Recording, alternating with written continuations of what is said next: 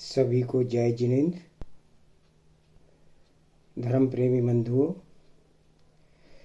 पिछले वीडियो में आपने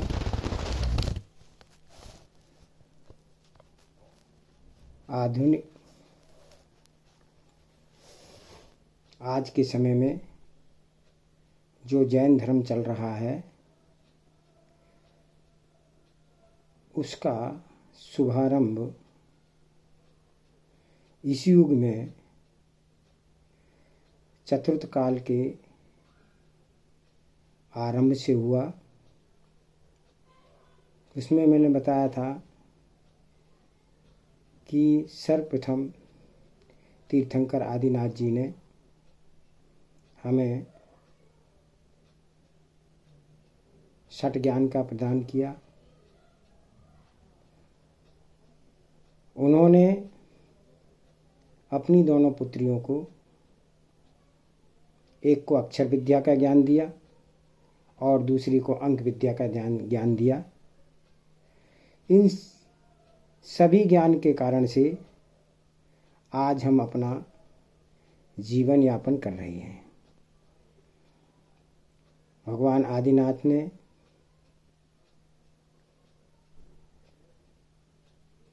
संयम को धारण करते हुए केवल ज्ञान की प्राप्ति की और समोषण के मध्य में भरत चक्रवर्ती के और अन्य सभी के प्रश्नों का उत्तर दिया। समाज में रहने का तरीका एवं पुण्य पाप के फल का वर्णन किया। भगवान आदिनाथ ने सप्त तत्व का वर्णन किया और षट आवश्यक का वर्णन किया। 6 द्रव्य बताए, 8 द्रव्य बताए और जीवन जीने की स्त्रियों के लिए 64 कलाएं और पुरुषों के लिए 72 कलाओं का वर्णन आदिनाथ जी ने ही दिया। उनके अनुसार से आज हम अपना जीवन यापन कर रहे हैं। पुरुष भिन्न कलाओं में अपना जीवन यापन कर रहे हैं। स्त्रियां भिन्न कलाओं के द्वारा अपना जीवन यापन कर रहे हैं। आगे बढ़ते हुए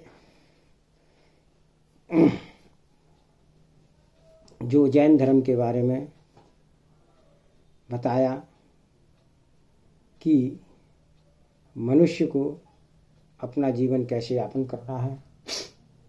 जो 5 पाप हैं, हिंसा, किसी को मारना, झूठ बोलना, असत्य बोलना, चोरी करना, अभ्रम करना,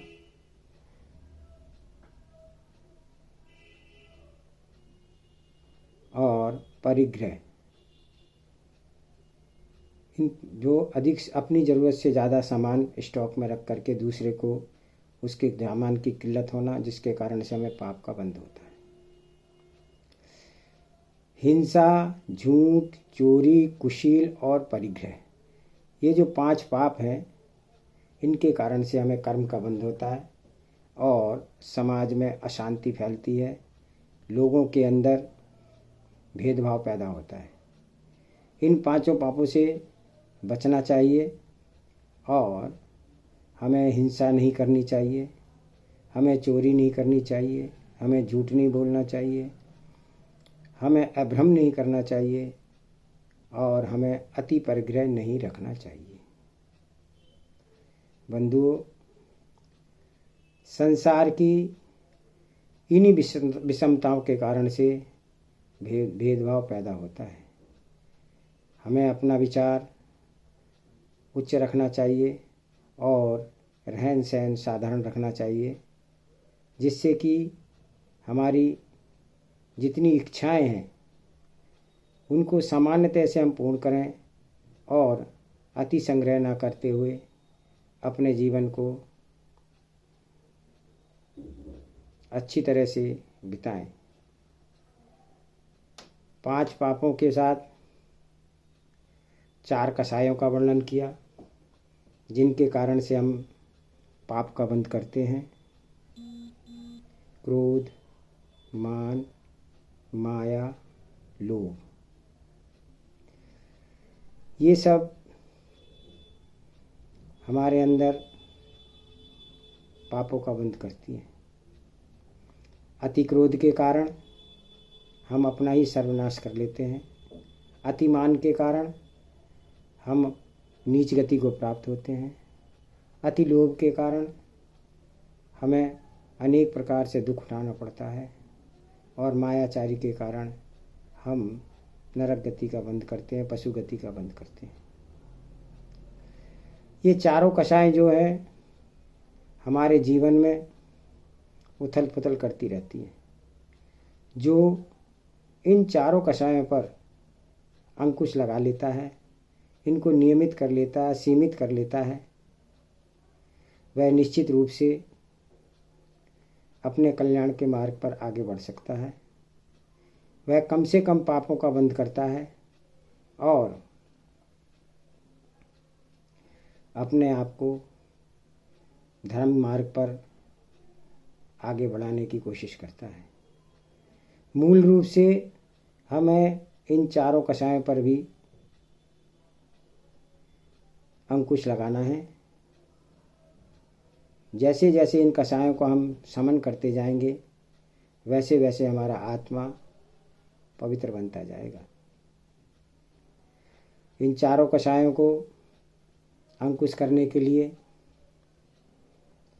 जो है हमें सत्य का प्रयोग करना है, सत्य का पालन करना है, अहिंसा का पालन करना है,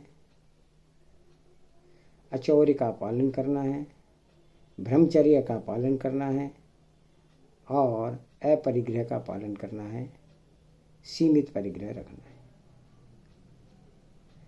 जैसे जैसे हम इन पर अमल करते जाएंगे, इनको अपनाते जाएंगे, हमारा जीवन भी वैसे वैसे उच्च बनता जाएगा। हमारे मन में शांति रहेगी, हमारा परिवार अच्छा चलेगा और भावनाएं हमेशा सद्भावनाएं रहेंगी। मोक्ष मार्ग के लिए सच्चे देवशास्त्र गुरु का श्रद्धान अति आवश्यक है। जब तक सच्चे देवशास्त्र गुरु का श्रद्धान नहीं होगा तब तक हम इस जन्म मरण से छुटकारा नहीं पा सकते हैं। सच्चे देव कौन है? जो हितोपदेशी है, जो वीतरागी है, सर्वज्ञ है।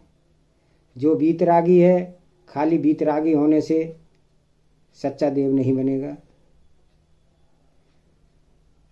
सारी सर्वज्ञ होने से भी सच्चा देव नहीं बनेगा और जो खाली हितोपदेशी होने से भी सच्चा देव नहीं बनेगा। जिनमें ये तीनों गुण एक साथ हैं, वीतरागी, सर्वज्ञ और हितोपदेशी, वही सच्चे देव हैं, वही जिनेंद्र देव हैं, वही मोक्ष मार्ग को बताने वाले हैं। और उन्होंने मोक्ष मार्ग पर चल कर के वह रास्ता स्वयं अपनाया, स्वयं दिखाया और उसको रास्ते को वो पालन करने वाले हैं। तो जो वीतरागी, सर्वज्ञ और हितोपदेशी जो देव हैं वह ही सच्चे देव हैं। और जो इन सच्चे देवों के बताए हुए मार्ग पर चलने वाले हैं वो सच्चे गुरु हैं। जो सच्चे देव के मार्ग पर चलने वाले हैं वो सच्चे गुरु हैं। और सच्चे देव के मुख से निकली हुई जो वाणी है वे ही सच्चे शास्त्र हैं। सच्चे देव शास्त्र गुरु का श्रद्धान और तत्वों का श्रद्धान ही मोक्ष मार्ग है। बंधुओं, हमारे जीवन में अगर हमें जीवन को बहुत ही अच्छी तरह से चलाना है, समाज में समता भाव रखना है, ऊंच नीच को भेद को मिटाना है, तो निश्चित रूप से हमें भगवान आदिनाथ जी के बताए हुए सिद्धांतों पर चलना ही होगा। उनके सिद्धांतों के आगे मैं अगले वीडियो में चर्चा करूँगा। तब तक के लिए आप सबसे विदा लेता हूँ। जय जिनेंद्र। सभी से अनुरोध है वह इस वीडियो को देखें और लाइक करें, सब्सक्राइब करें और लोगों तक ये मेरी भावनाओं को पहुंचाएं कि हमें अपना जीवन कैसे यापन करना है, किस प्रकार से हम इस आज के युग में अपने जीवन को जैन धर्म के अनुसार बदल करके, जो वैज्ञानिक धर्म है उसके अनुसार बदल करके जो है शांत और सुखमय बना सकते हैं। सभी को जय जिनेंद्र।